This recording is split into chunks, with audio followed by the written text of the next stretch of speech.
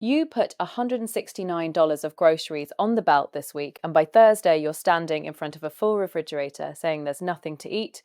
Then Sunday, you scrape half of it into the trash. That's not you being careless. The EPA says you personally throw out $728 of food a year, and the store is built to make sure you do. I'm Ruth Garrett. I've run a home on next to nothing for 30 odd years, the way my mother did and her mother before her. And I started this channel to pass along what actually works. 20 things. Number 1 is the one most people walk past. Number 20, dried beans. A bag of dried pinto beans.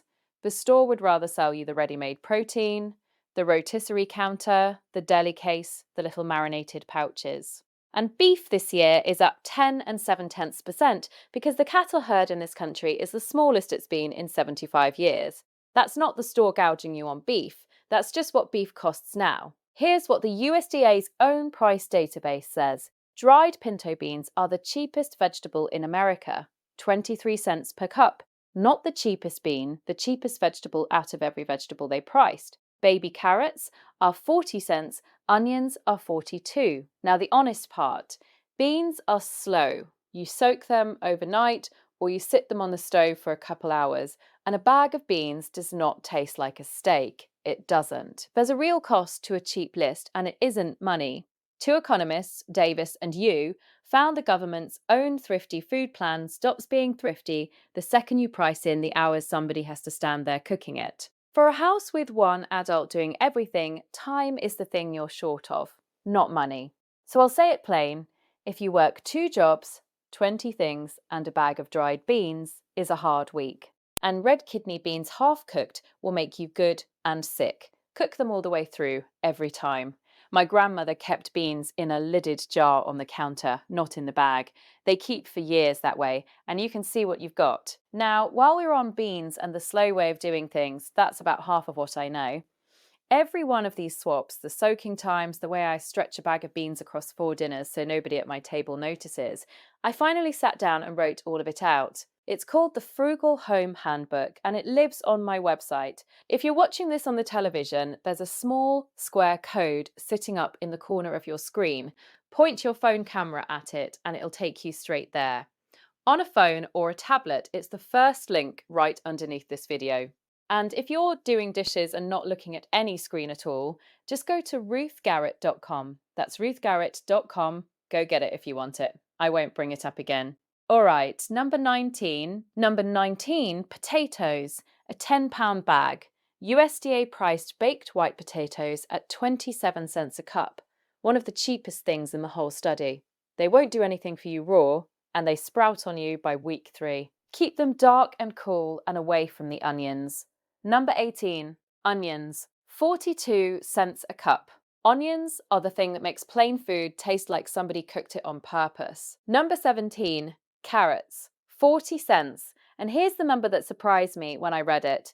19 different vegetables come in at 50 cents a cup or less. 19. The expensive end was frozen asparagus and fresh okra, both sitting at $2.60. That's 10 times the price of a bean for the same cup of food. Number 16, cabbage. A head of cabbage sits in the refrigerator for weeks, and it's still good. Number 15, watermelon in the summer. Cheapest fruit they measured, 24 cents a cup. The most expensive fruit was canned cherries at $3.56. Same fruit aisle, 15 times the money. Let me stop the count for a second and show you the thing underneath all of it. The average American supermarket carries 33,248 items, 42,000 square feet of it. Now, a marketing company called Catalina followed 32 million shoppers through 9,968 stores for a full year, $55 billion of buying. Across a whole year, the average household bought 260 different items. 260 out of 33,000, 0.7% of that store is yours, the rest of that building is not for you. And no 2 of those 32 million people bought the same set of things. Not one matching pair, so the enemy was never the 33,000 items. It's the 100-odd things you buy once, use half of, and bury in the back of a cabinet.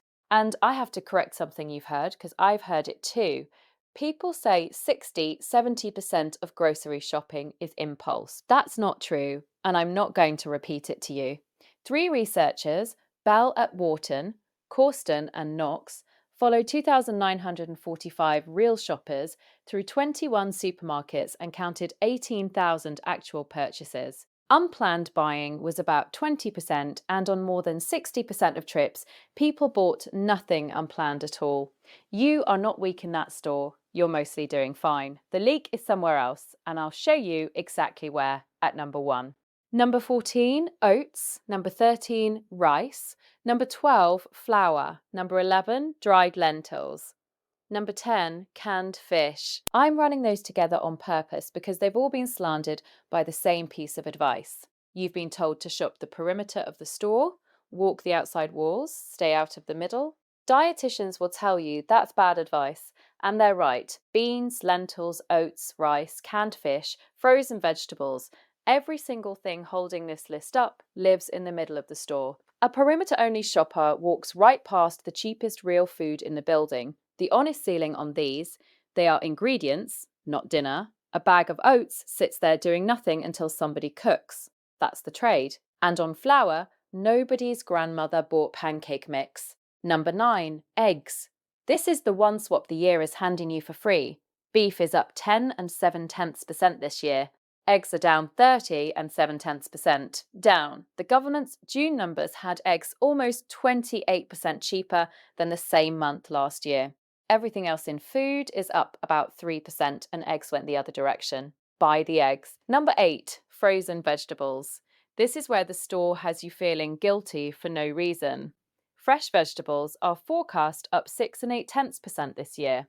Meanwhile, the frozen bag is sitting there, and you've been taught it's the sad choice. Here's what the food scientists at NoFIMA found. Freezing costs a vegetable 10 to 30% of its vitamin C between the field and the freezer, and then it stops. It just holds there. Fresh peas lose about half their vitamin C in 2 days. Fresh beans lose a quarter of theirs in 24 hours sitting on a warm counter. So that fresh bag that rode a truck, sat in a warehouse, sat under the lights, then sat in your crisper 4 days, you know what that is. It's not a miracle bag. Frozen broccoli goes limp, and it will never be a garden tomato in July. But for what you actually cook, soup, a skillet, a casserole, it's the better buy, and it doesn't rot on you. Number 7, milk. Number 6, butter. Number 5, cheese. Number 4, plain yogurt. Buy every one of them in the store's own label. Here's the number. Numerator priced national brands against store brands, and shoppers are paying over $2 more per unit for the name on the front. And that gap has grown 38% since 2019. It's getting worse, not better. 99% of American households already buy private label. In the grocery department, it's 99.9. So this isn't a secret, and it isn't a sacrifice. Nearly everybody already does it, and nobody's telling their neighbours. The dairy case is also the one department where people actually use what the store stocks. In that 32 million shopper study, dairy had the highest share of anything, 1 and 7/10%. Health and beauty was 0.2%, that whole wall of shampoo and lotion. And shoppers touch a 50th of it. Honest limit, store brand isn't identical every time. Some store chocolate is worse. If you find one you don't like, buy the name brand on that one thing and take the win on the other. 40. Number 3, cooking fat. Number 2, salt and spices. Now, I want to tell you about a man named George Stigler, because this is the story that should scare anybody selling you a bare bones list, including me.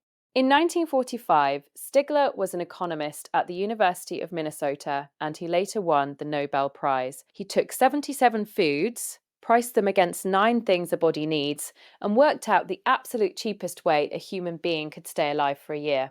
His answer was $39.93. 5 foods, 370 pounds of wheat flour, 57 cans of evaporated milk, 111 pounds of cabbage, 23 pounds of spinach, 285 pounds of dried navy beans. 2 years later, the government checked his arithmetic, 9 clerks with hand calculators, 120 days of work, and Stigler was off by 24 cents. The man did it in his head and got within a quarter. And nobody has ever eaten it. Not once. Not one person in 80 years, because a list that's only cheap becomes something no human being will put in their mouth. Another mathematician tried the same trick on his own groceries, and the math told him to eat 200 bouillon cubes a day and drink 500 gallons of vinegar. His wife asked him what he was trying to do. Corner the bouillon market. That's why salt is number 2 and fat is number 3. They're what stands between a cheap list and the Stigler diet. And a doctor at the Cleveland Clinic, Carly Sedlacek, puts the honest ceiling on this whole video better than I can. Your body needs a variety of vitamins and minerals to stay healthy. A short list is only safe if you rotate it into different meals. Not the same plate every night. Number 1. And it's not a food, it's the $14 a week you throw in the garbage. The EPA put this out in April of last year. $728 a year per person of food bought and never eaten. $14 every single week. A household of 4 throws out $2,913 a year. $56 a week walking out to the curb.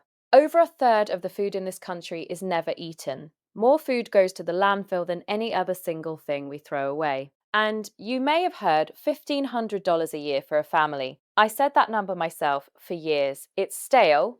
It was built on 2010 prices and it sat there for a decade. The real figure is nearly double. Here's the thing that ties all 20 of these together, and once you see it, you can't unsee it. Every item on this list keeps beans, rice, flour, oats, potatoes, onions, cabbage, the frozen bag, the canned fish. Nothing on this list is racing you to the trash can. The 240 other things you bought this year, the half-used sauce, the salad you rented, the fresh herb for the one recipe, those were sold to you on a clock. The store gets paid whether you eat it or you scrape it. That's not a plot, that's just the business. Nobody in that building is a crook. They're charging you rent on a skill your grandmother had for free, and she had it because she couldn't afford to throw anything away. Don't go home and gut your kitchen. That never sticks, and you'll be back to the old way inside a month. Do one thing. Before your next trip, open the refrigerator and find the one thing in there that's going to die before you eat it. Look right at it, then don't buy that thing this week. One item, see what happens. Because here's what I've come to think after 30 years of it. You were never bad with money. You were handed a 42,000 square foot building and told to be disciplined in it, and then billed for the food you couldn't get to in time. Tell me down in the comments, which of the 20 are you actually going to buy this week? And here's the part I really want. What's the one your mother or your grandmother kept in the house that I left off this list? Every family's got one. I learn as much from you all as you do from me, and I read every single one. I'll see you at the kitchen table next time.